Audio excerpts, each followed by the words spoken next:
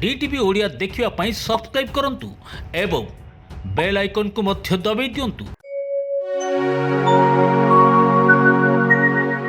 दर्शक बंधु ए दुनिया रे दुईटी कथा अच्छी गोटे सत आ गोटे असत किंतु आजिर अनुचिंतार आमर कहबार कथा आला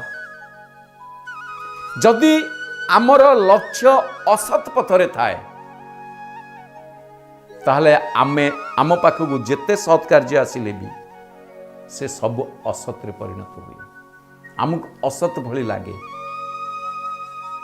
आउ जदि आमर लक्ष्य सत् पथरे थाए असत भितरु आमे सत् को आपे आपे बाहर कर दे पारे। हुए तो बहुत गुड़ी जिनस असत कार्य आम पाखक आसी पारे किंतु जेहेतु आमर लक्ष्य सत् पथर पथिक आमे सत् पथरे जीवा पाई चाहिए ता भितरे हजार असत आसिले मध्य सत् कोठी ना कोठी छपिकी रही थाए आमे ताकु ग्रहण कर दे थाए।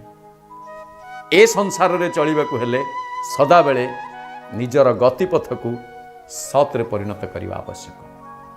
आउ जी सत् पथर पथिक तार सदा सर्वदा ही जय सेथिपाई कहा जाए सत्यमेव जयते।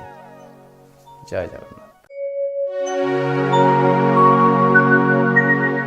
डीटीवी ओडिया देखिवा पाई सब्सक्राइब करंतु एवं बेल आइकन को मध्य दबाई दियंतु।